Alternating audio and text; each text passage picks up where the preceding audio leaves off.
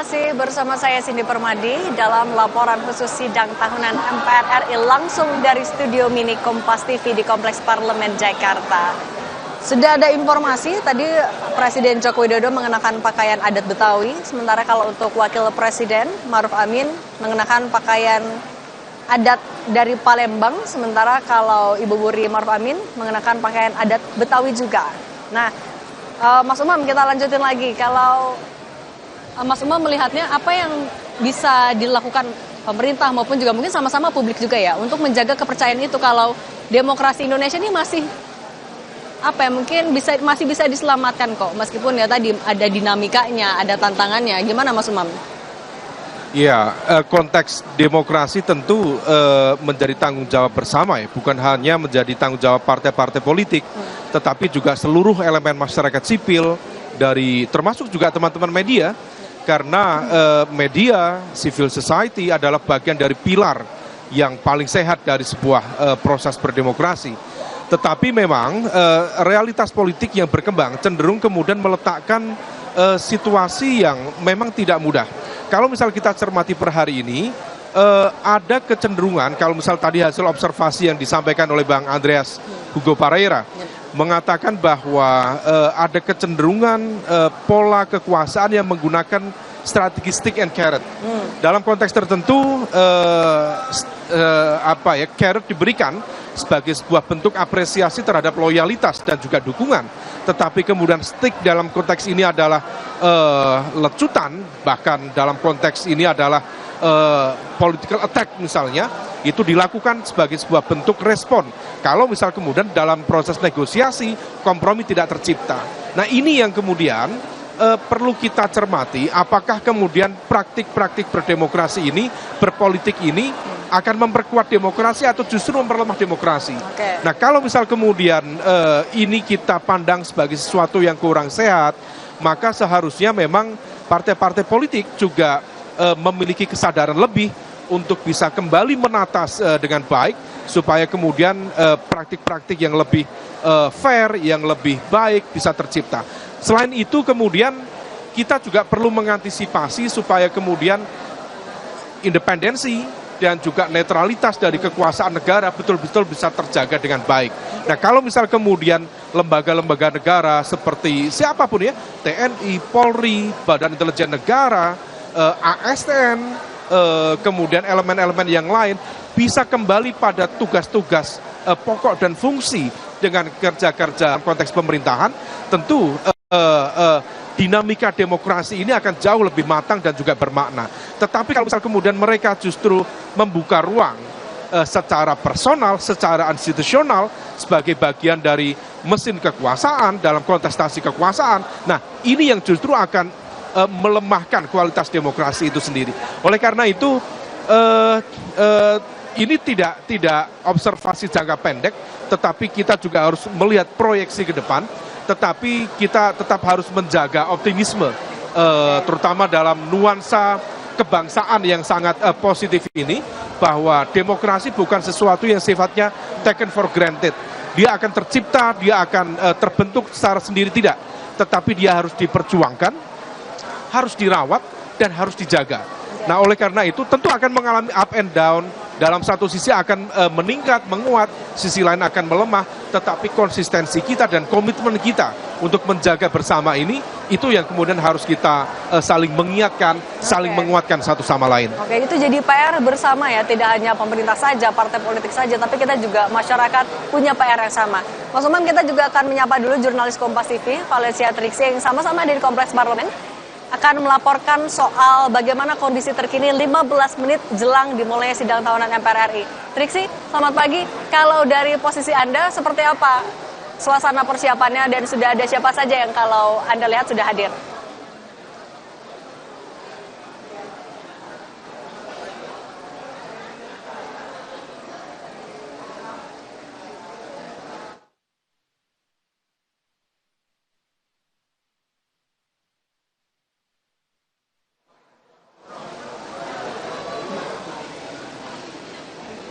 Bisa dengar suara yang lain.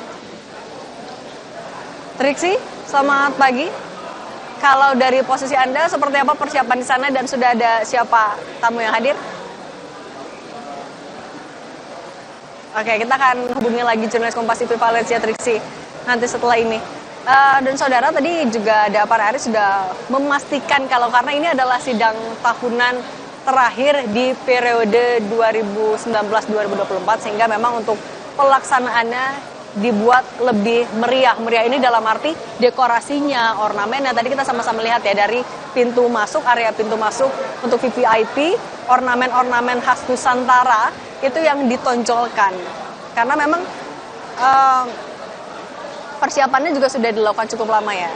Temanya yang diangkat pada sidang tahunan pada tahun 2024 adalah Nusantara Baru Indonesia Maju. Jadi ornamen, interior, tata lampu, lokasinya, dekorasinya semua disesuaikan dengan nuansa khas Nusantara.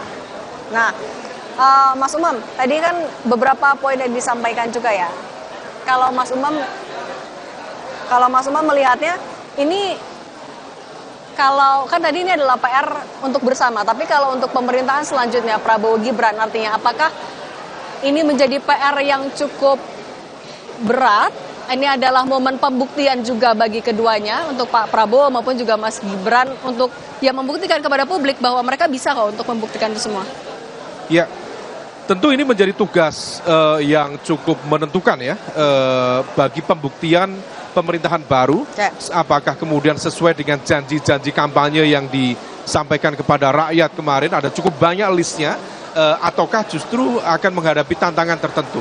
Tetapi yang kemudian menjadi terpenting adalah ketika setiap awal pemerintahan, salah satu yang dijanjikan adalah pertumbuhan ekonomi dan kesejahteraan masyarakat.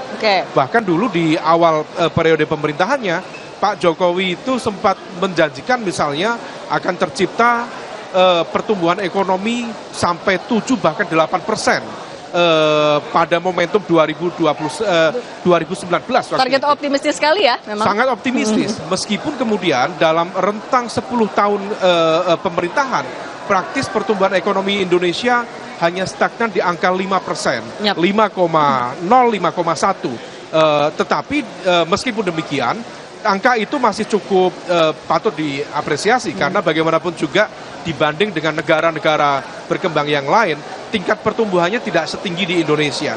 Akan tetapi yang menjadi penting untuk menjadikan kontemplasi bersama, apakah angka 5% itu memberikan impact yang signifikan tidak terhadap kesejahteraan masyarakat. Kalau misal kemudian ternyata ekspansi dari kelas menengah bisa meningkat secara signifikan, tentu itu akan menjadi sebuah roda ekonomi yang jauh lebih efektif bagi pertumbuhan ekonomi Indonesia ke depan. Tetapi kalau misal beberapa hari lalu ya, redaksi Kompas sendiri menulis sejumlah pemberitaan termasuk headline yang menyoroti bagaimana di tengah pertumbuhan ekonomi yang tampaknya tinggi, tetapi justru kelas menengah mengalami penurunan.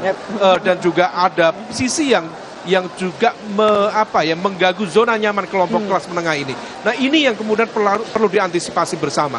Kalau kelas menengah menghadapi situasi itu, bagaimana masyarakat kelas bawah yang terkategori miskin atau terkategori hampir miskin, yang jumlahnya kalau misal kita menggunakan standar World Bank itu ada sekitar 40% dari total masyarakat Indonesia atau yang disebut dengan the bottom 40 itu. Nah, ini yang kemudian perlu mendapatkan perhatian lebih dari pemerintahan baru di bawah pemerintahan Prabowo Gibran, supaya kemudian akselerasinya itu lebih tinggi, lebih cepat, dan impactful, bisa dirasakan langsung oleh masyarakat di akar rumput. Oke, dan ini juga bisa kita lihat artinya nanti kan ya semua kita meyakini juga Pak Jokowi tampaknya akan membicarakan soal keberlanjutan, kemudian juga di nota keuangan nanti ya pidato penyampaian APBN 2025 juga kan tampaknya ini akan memperlihatkan program-program prioritas di tahun atau setidaknya di setahun ke depan. Kalau Mas Umam juga melihatnya artinya apalagi yang perlu dibuktikan oleh pemerintahan ke depannya, terutama mungkin tadi ya indeks demokrasi, kepercayaan publik, kemudian juga soal kebebasan berpendapat dan penegakan hukum. Ya, kalau misal terkait dengan konteks penegakan hukum, lagi-lagi lembaga penegak hukum harus bekerja secara profesional independen, dengan tingkat netralitas yang terjaga, sehingga kemudian integritas penegakan hukum itu bisa terjaga. Karena kalau misal tidak, ini hanya akan menjadi zona permainan dan juga kontestasi kekuasaan. Nah, ini juga bertalian sebenarnya dengan konteks pembangunan ekonomi secara general. Karena kalau misal kemudian hukum menjadi panglima, maka kemudian lingkungan bisnis, investasi akan jauh lebih optimal, menciptakan lompatan akselerasi dalam konteks pembangunan ekonomi. Tetapi kalau misal tidak, lagi-lagi yang akan kita temukan adalah praktik-praktik korupsi, baik dalam skala kecil maupun dalam skala besar. Baik yang levelnya petty corruption maupun yang levelnya state captured corruption. Nah, ini yang kemudian tergambar ya, bagaimana ease doing business di Indonesia sudah diupayakan oleh pemerintahan Pak Jokowi, tetapi kemudian dalam konteks di lapangan seringkali juga masih ada anomali-anomali yang justru tidak sesuai dengan cita-cita besar dari pemerintahan. Lalu di saat yang sama, kalau misal kita cermati terutama ya terkait dengan public trust dan juga terkait dengan pemerintahan yang efektif, yang bersih, maka prinsip good governance itu tadi harus dijalankan. Demokrasi adalah hanya alat, tetapi demokrasi itu harus bisa menciptakan tata kelola pemerintahan yang baik. Karena esensi dari pembangunan itu terletak pada konteks tata kelola pemerintahan yang baik, yang transparan, yang akuntabel. Nah, kalau misal kemudian tidak, justru sebaliknya. Nah, kalau misal kita cermati dari sejumlah indeks, misalnya di Corruption Perception Index, justru mengalami situasi yang tidak menentu. Kemarin sempat meningkat, kemudian dalam situasi pandemi dan terjadi eskalasi politik, kemudian dugaan politisasi penegakan hukum misalnya, kemudian terjadi pelemahan fungsi lembaga penegak hukum seperti KPK yang tampaknya semakin kurang optimal. Bahkan menurut informasi spekulatif, ada informasi KPK akan dilebur dengan ORI, dengan Ombudsman Republik Indonesia, dan diminta akan fokus pada fungsi penindakan, fungsi pencegahan misalnya. Nah, ini semua harus dievaluasi betul. Pemerintahan baru perlu dan juga berkewajiban untuk meningkatkan secara optimal basis kepercayaan publik, supaya kemudian proses berpolitik, berdemokrasi betul-betul memberikan impact dalam konteks tata kelola pemerintahan, sehingga kemudian nanti bisa memberikan akselerasi pertumbuhan ekonomi yang jauh lebih optimal ke depan. Oke, berarti fokusnya memang adalah sejauh mana dampak yang bisa dirasakan oleh masyarakat luas. Tidak hanya, ya mungkin semua kebijakan ada plus minusnya. Mungkin ya memang niatnya baik, tapi kan apakah bisa diterima, bisa dirasakan dengan baik atau tidak oleh masyarakat, itu yang paling penting. Karena apapun yang baik, kalau tidak di kalangan masyarakat di bawahnya tidak bisa dirasakan dengan nyaman maupun juga tidak sesuai, kan juga nggak tepat ya, Mas? Iya. Oke, Mas Umam, kalau juga Anda melihat nih, kalau dari program-program prioritas dari Prabowo Subianto dan Gibran Rakabuming Raka yang tampaknya akan senada ataupun juga mungkin bisa dibilang sama copy paste dari Pak Jokowi. Apa saja, kan kalau IKN sudah ada komitmen yang akan dilanjutkan. Apalagi Mas Umam? Iya. Ya, IKN udah jelas ya, karena template-nya sudah dibuat, kemudian kerangkanya sudah diciptakan, tetapi di saat yang sama pemerintahan baru tampaknya juga harus menghitung apakah kondisi fiskal negara masih betul-betul memungkinkan untuk melakukan percepatan pembangunan di IKN. Ataukah pemerintahan baru harus bernegosiasi, berkompromi dengan realitas ruang fiskal negara yang barangkali masih perlu digunakan untuk prioritas kebijakan yang lain. Nah, ini yang kemudian perlu diantisipasi. Tetapi kemudian di saat yang sama ada cukup banyak hal ya yang bisa dilakukan sebagai titik beda sekaligus juga keberlanjutan. Kalaupun yang paling terlihat tentu salah satunya adalah janji makan siang gratis. Ya. Ini kenapa kemudian menjadi highlight tersendiri? Karena janji ini membutuhkan impact keuangan negara yang sangat besar. Tetapi menjadi tergaungkan karena memang bertalian langsung dengan masyarakat di akar rumput, dengan kehidupan sehari-hari masyarakat. Kalau misal memang ini dilakukan dan langsung dengan skala yang cukup luas misalnya, lagi-lagi apakah kemudian ruang fiskal negara, keuangan negara cukup memadai atau tidak untuk melakukan itu? Nah, kalau misal kemudian tidak, tampaknya akan ada renegosiasi atau setidaknya dilakukan secara bertahap, tahap demi tahap, untuk kemudian memenuhi janji politik tadi itu. Nah ini yang kemudian tampaknya akan terus dioptimalkan oleh pemerintahan baru. Adapun yang lain, sekali lagi, yang bisa dilakukan adalah terkait dengan janji kampanye juga. Salah satu poin yang sangat sering ya diulang-ulang oleh Pak Prabowo, oleh Mas Gibran dalam debat-debat Pilpres yang lalu, ketika ditanya apa strategi yang bisa dilakukan untuk menciptakan akselerasi pertumbuhan ekonomi, salah satu yang disampaikan adalah keywordnya hilirisasi. Nah, itu Pak Jokowi banget ya. Pertanyaannya adalah, ini sangat Jokowi sekali. Pertanyaannya, hilirisasi yang seperti apa?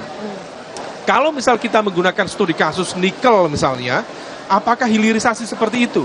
Karena dalam konteks ekstraktif industri ya, memang betul dalam konteks awal kemudian dilakukan supply and demand-nya berjalan, lalu kemudian ada proses hilirisasi dalam konteks penciptaan downstream industri di level itu. Tetapi pasca itu sampai kemudian tercipta produk real dari industri itu ada kekosongan yang signifikan. Misalnya cita-cita menciptakan mobil listrik, itu bagaimana nikelnya ada, kemudian downstream industrinya ada, tetapi pasca downstream industri produknya itu, or nikelnya itu dijual semuanya. Salah satunya misalnya ke China, ke negara-negara yang lain. Nah, kalau misal kemudian terjadi kekosongan, ini justru hilirisasi yang dibayangkan hanya mensupport kekuatan ekonomi yang lain, bukan kita sendiri. Nah, yang bisa dilakukan oleh pemerintahan baru di bawah kepemimpinan Prabowo Gibran, menciptakan ruang industri manufaktur yang betul-betul berdampak pada masyarakat di akar rumput. Kalau misal kemudian manufaktur itu bisa tercipta dalam bentuk UMKM ya, UMKM yang dalam skala kecil menengah, tetapi kemudian betul-betul bisa menciptakan ruang produksi yang lebih optimal, maka ini gelombangnya akan jauh lebih maksimal dalam pertumbuhan ekonomi. Sementara UMKM kita per hari ini itu sifatnya masih UMKM yang jadi seller saja, bukan produser. Yang dijual mana? Ya produk-produk dari luar negeri. Padahal kontribusi UMKM malah paling besar ya untuk PDB ya. Kontribusi UMKM itu bisa sampai sekitar 60% terhadap GDP Indonesia. Atau bahkan dalam konteks serapan tenaga kerjanya bisa mencapai sekitar 90%. Nah kalau misal kemudian ini bisa diperkuat, UMKM diperkuat dengan permodalan dan kemudian kapasitas mereka untuk masuk dalam ruang manufaktur dengan tadi ya semangat hilirisasi, tentu ini akan menjadi sebuah potensi gelombang yang luar biasa. Tetapi kalau biasa-biasa saja, ya santai-santai saja, nah ini yang kemudian harus diingatkan. Kita harus saling menguatkan, mengingatkan supaya kemudian akselerasi itu betul-betul tercipta ke depan. Oke, lagi-lagi kebijakan-kebijakan yang dampaknya betul-betul terasa manfaatnya oleh seluruh masyarakat, terutama di akar rumput, itu yang tadi ditegaskan. Apapun program-program yang sudah dicanangkan dan dijanjikan selama masa kampanye, bagaimana dampaknya dan realisasinya. Karena tadi ya IKN itu kan juga budgetnya besar sekali. Kemudian juga program makan bergizi 71 triliun untuk di tahun pertama. Apakah Mas Umam melihat ini akan apa ya, di tahun pertama Pak Prabowo dan Mas Gibran akan berat nggak nih jalannya? Ya, memang idealitas itu adalah sebuah hal yang dalam konteks tertentu harus diperjuangkan, tetapi juga harus dinegosiasikan kalau kita kemudian berhadapan dengan situasi yang tidak mudah, sehingga memaksa kita untuk bersikap realistis. Nah, oleh karena itu, tentu tim ekonomi dari pemerintahan baru nanti, tampaknya juga sudah mulai di set up ya, terbukti dengan masuknya Pak Tommy sebagai Wakil Menteri Keuangan, tentu akan bisa mengobservasi secara optimal apakah misalnya kapasitas keuangan negara atau ruang fiskal kita memungkinkan untuk bermanuver lebih lanjut untuk menjalankan janji-janji kampanye yang kemarin disampaikan. Pembangunan IKN satu hal, kemudian makan siang gratis hal yang lain. Tetapi dalam konteks ini, apakah kemudian kalau opsi menghadirkan resources yang lebih besar, kedua hal itu kemudian akan menciptakan trickle down effect dalam konteks kesejahteraan rakyat, dalam konteks pertumbuhan ekonomi negara atau tidak. Nah ini harus dihitung betul.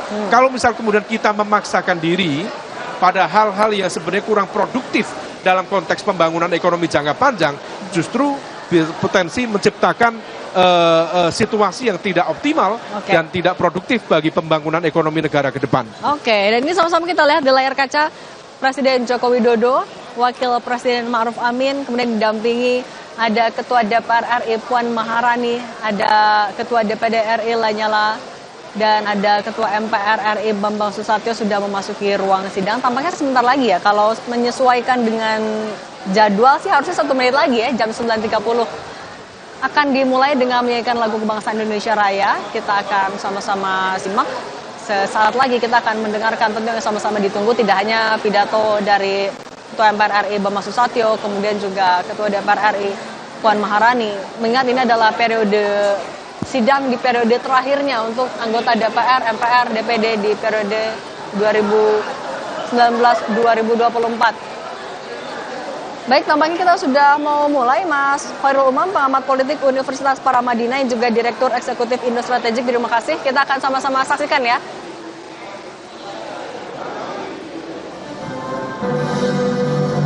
Indonesia kebangsaan, bangsa dan tanah air, marilah kita berseru, Indonesia bersatu. Hiduplah tanahku, hiduplah negeriku, bangsaku, rakyatku semuanya. Bangunlah jiwanya, bangunlah badannya, untuk Indonesia Raya. Indonesia Raya, merdeka, merdeka, pada bulan itu yang kucinta. Indonesia Raya, merdeka, merdeka, hiduplah Indonesia Raya. Indonesia Raya, merdeka, merdeka, tanah punan itu yang kucinta. Indonesia Raya, merdeka, merdeka, hiduplah Indonesia Raya. Mengheningkan Cipta dipimpin oleh Ketua MPR RI. Saudara-saudara sekalian, marilah sejenak kita menundukkan kepala seraya berdoa kehadirat Allah Subhanahu wa Ta'ala, Tuhan yang Maha Kuasa.